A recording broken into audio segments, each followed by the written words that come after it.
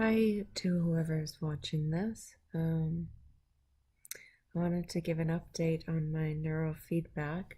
I've had 4 sessions so far. Um, and I made a video after after the second one, and I think even maybe the third. But it actually takes a few days to see how I feel. So this will be a better update. After the third session, I felt good. I almost feel like it's almost like I feel like I'm high right afterwards. I'm really chatty. I still have anxious thoughts like I normally do. Like talking to the technician who has hooked me up for neurofeedback afterwards. I talk and then I'm like, oh, have I been talking too much? Like the same kind of anxious thoughts, like, am I talking too much? Am I all that sort of thing? And then you go up to the front desk to pay, and it's the same thing. I'm like, blah, blah, blah, blah, blah. And I'm like, oh God, I'm talking a lot. And then I'm like, I almost feel like I have to get away. I have that social anxiety, like gotta get away thing. Um, yeah, it just feels, I feel something, which is hard to describe, but yeah, it's kind of, there's a wired kind of sense to it, not like physically, mentally. So, but then, okay, the days wore on, and I kind of felt like I wasn't as happy as I was after the first two. Like I was a little bit, and then it just kind of wore off after maybe a day or two. And then I felt myself getting the same old depressed, anxious, yada yada yada. So I was looking forward to going back into my fourth session. And then after the fourth session, the same kind of thing happened afterwards. And then after the third one also, I was extremely tired. Actually, after the second one too, I literally went home and slept for like 2 hours straight on the couch and slept at night for like 12 hours. I don't know what that is exactly, but yeah.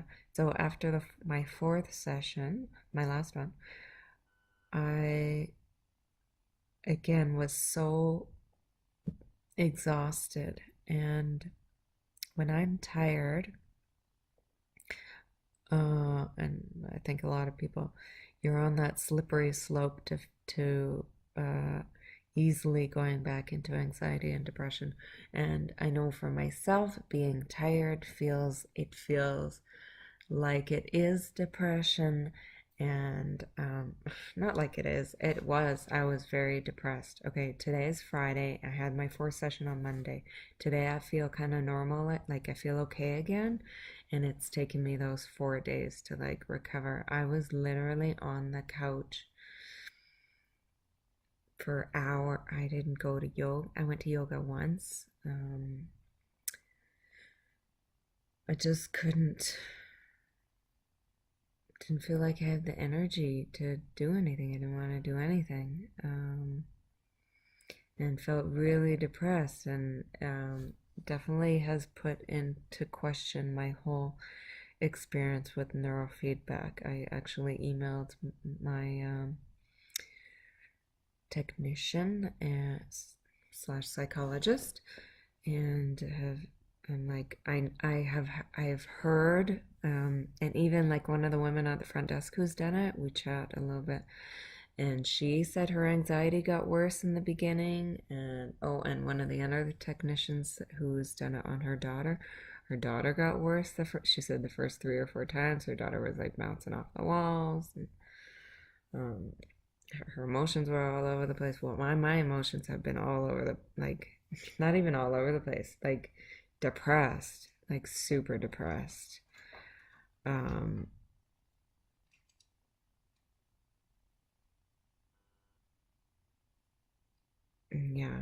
pretty bad, pretty bad.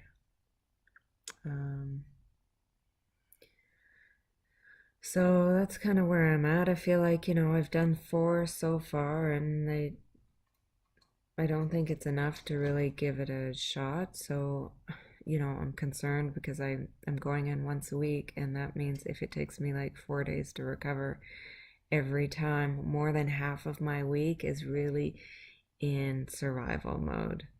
And that sucks. I'm just basic level surviving when I'm in that mode. It's awful. So, but at the same time, I do feel like there are moments when I'm less anxious. I feel like I've been better able to articulate myself at times. I don't know, it's really weird. How can you how can your depression be worse and your anxiety a little bit better? It doesn't make sense. This neurofeedback is very weird. It's very different than anything I've ever tried before, and I think it's just weird in general, to be honest. I'm like, I mean, you're kind of, they don't explain it very well on the Zengar website. It's not a hugely, it's a very general explanation that they give, and even the trainers don't really know it in detail. I think from the way that they're talking, they're not. I'm very analytical and can cut through that BS. As a lot of people are. There's forums out there that really detail it, and I agree with some of the criticism. Anyways, I don't really need to get into that much, but I'm still gonna give it a go, and I will do my 15 sessions. I mean, that's what I think so far. But I don't want these videos to be just about this very analytical kind of clinical thing.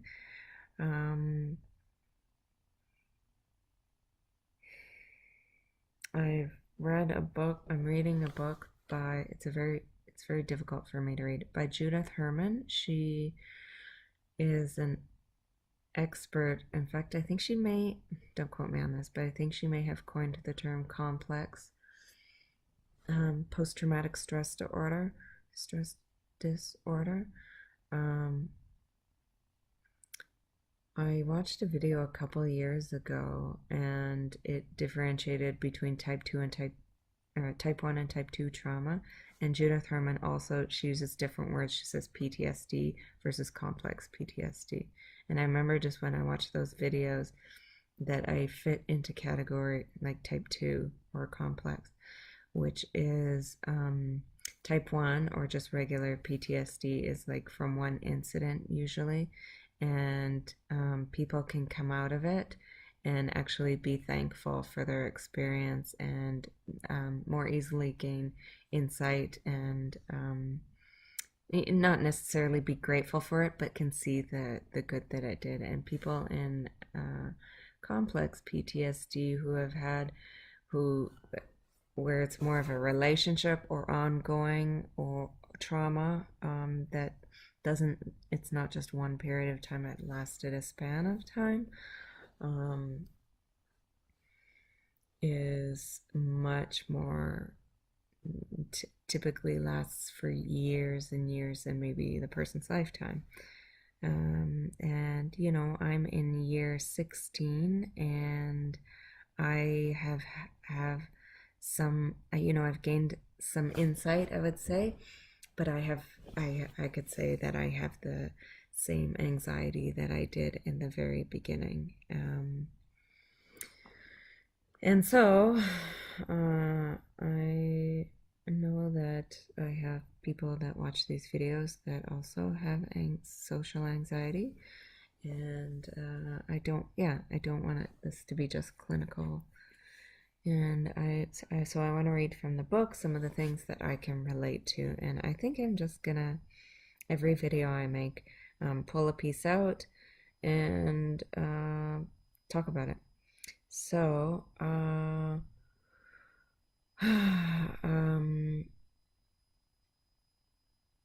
I would say the most profound thing that I noticed when I, my traumatic experiences, which I didn't even realize that at the time. I never would have used the word trauma. I never would. I didn't even use like it took me 8 years to realize it, that my friendship that I had a lot of fights in was verbally abusive. 8 years, 8 years, and several therapists had brought up verbal abuse, but they never really stayed in it. They didn't keep me in that conversation. It would very easily go into some this or that, or I'm like, yeah, sure he was, and blah blah blah. And I had one in year 8 who really was good at getting me to not change the conversation, getting me to not talk about my symptoms, ramble on about my symptoms. And it was the first time that I felt like somebody was saying, okay, I need you to stay in this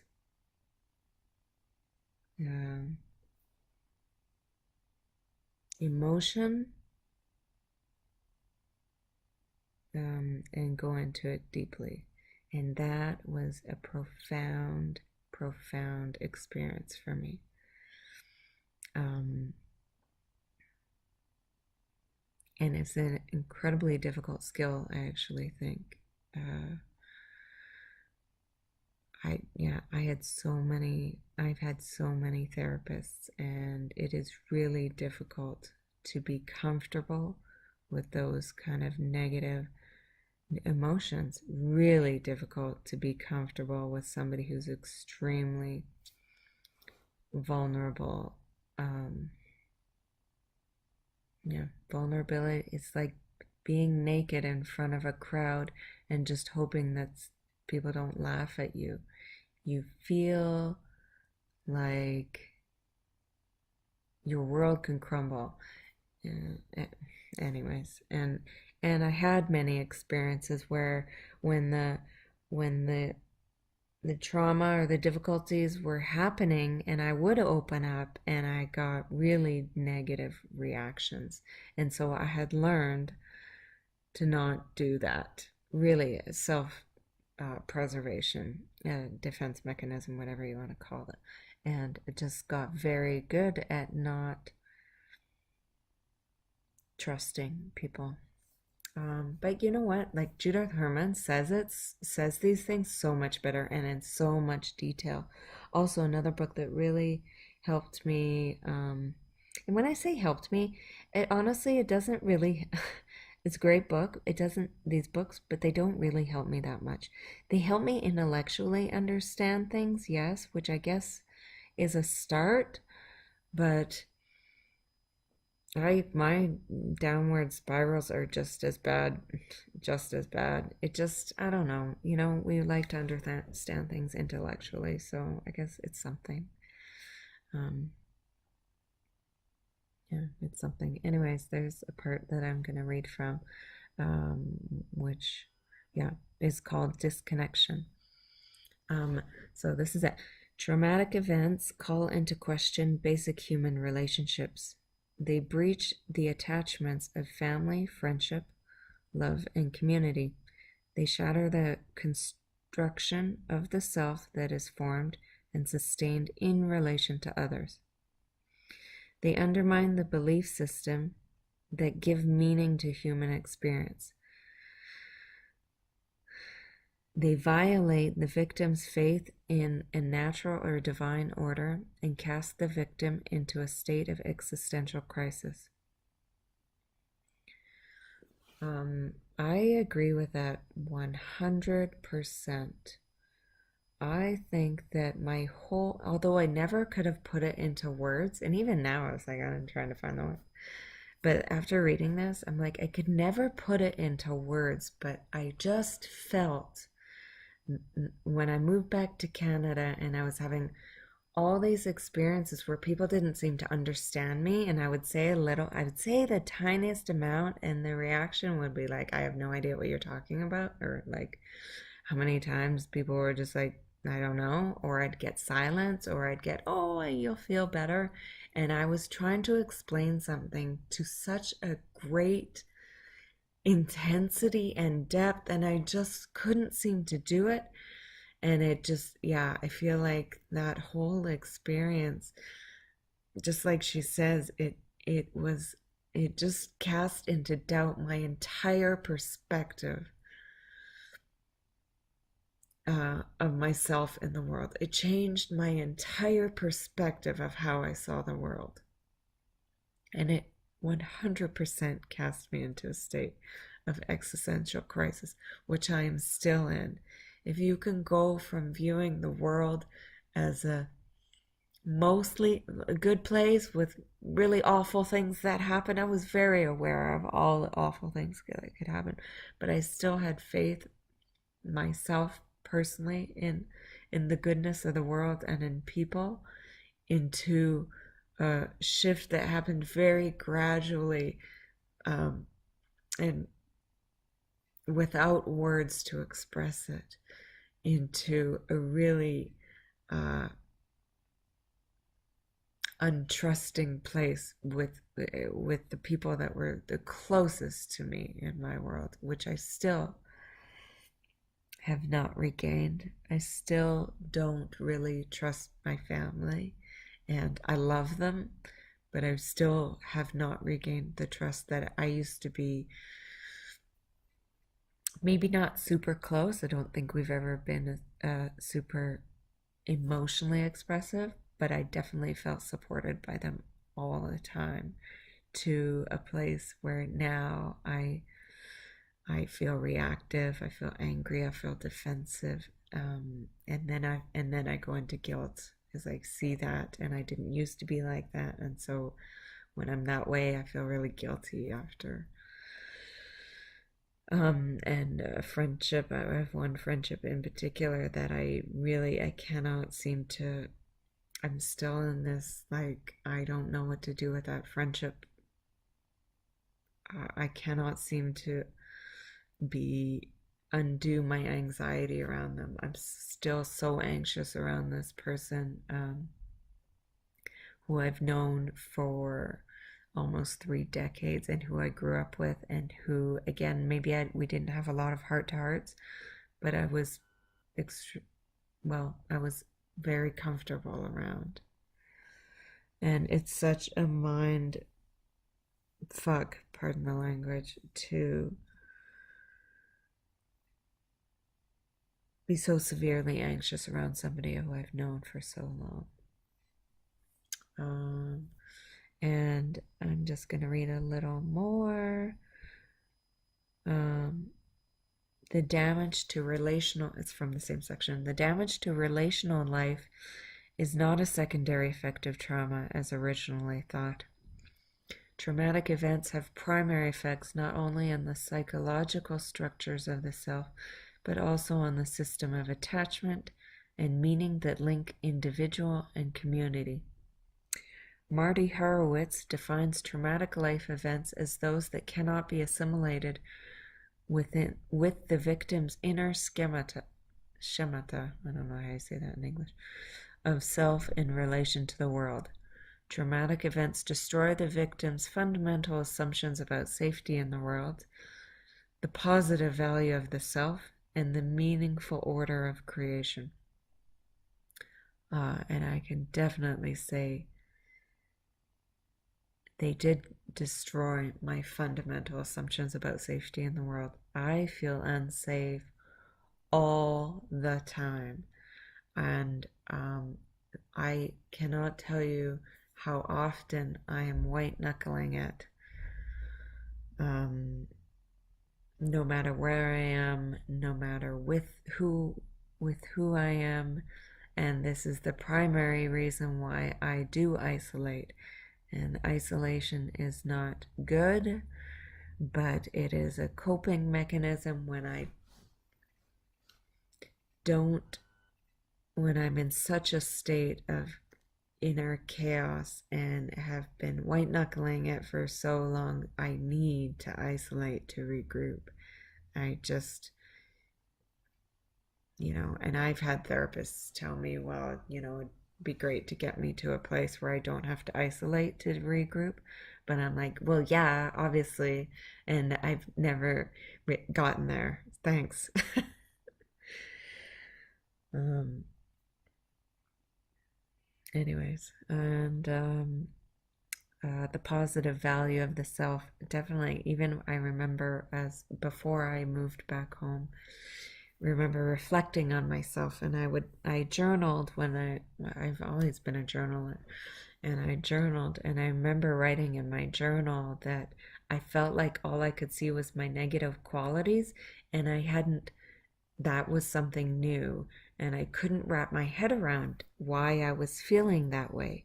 Like, why am I feeling like I'm only feeling my weaknesses? I had generally had a really good balance my life, most of my life, and it was a very new and confusing. It was very confusing, and I'll keep coming back to that, but um,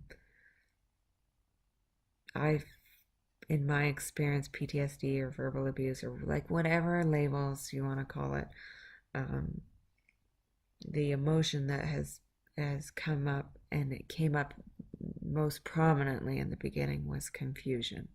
I was really confused about these symptoms that were starting to happen. I'd never had a panic attack in my life before all this. Never been depressed before. I was always like the solid person in the group and the social organizer, and my life was flipped absolutely upside down. Anyways, I think that I will leave it at that for now. I'm still kind of looking forward to the neurofeedback, but really kind of scared now too. Well, I've said more in this video than I've said to my family ever, so if I make this public to them, it will be interesting. I know, I have even actually read in this book too, and I'll read that another time.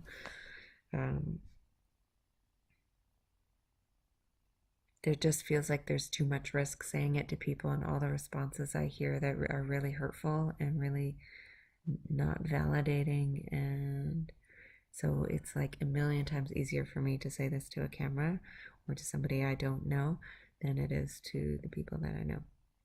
And that's just a reality of it. So there you have it, and hope you all have a good week.